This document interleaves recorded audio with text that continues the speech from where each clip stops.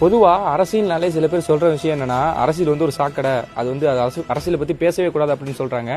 ஆனா உண்மையிலே அரசியலை பத்தி தெரிஞ்சுக்க வேண்டியது ஒவ்வொரு குடிமகனோட கடமை. அரசியல்னா என்ன? அரசியலுங்கிறது அரசியல்வாதிகளை மட்டும் குறிப்பிடுறது இல்ல. ஒரு நாடு எப்படி இருக்கணும், அந்த நாட்டுல வாழ்ற மக்கள் எப்படி இருக்கணும் அப்படிங்கறத தீர்மானிக்கிறதே அரசியல் தான். அதாவது ஒரு மனுஷன் பிறந்ததுல இருந்து இறக்குற வரைக்கும் என்னென்னலாம் பண்றான் அப்படிங்கறத தீர்மானிக்கிறதும் அரசியல் தான். விளாடிமிர் லெனின் என்ன சொல்லியிருக்காரு அப்படின்னா, உனக்கான அரசியலை நீ பேசவில்லை என்றால் நீ வெறுக்கப்படும் அரசியலால் ஆளப்படுவாய் அப்படின்னு சொல்லியிருக்காரு. எடுத்துக்காட்டா அரசியல் வந்து ஒரு சாக்கடை தான்.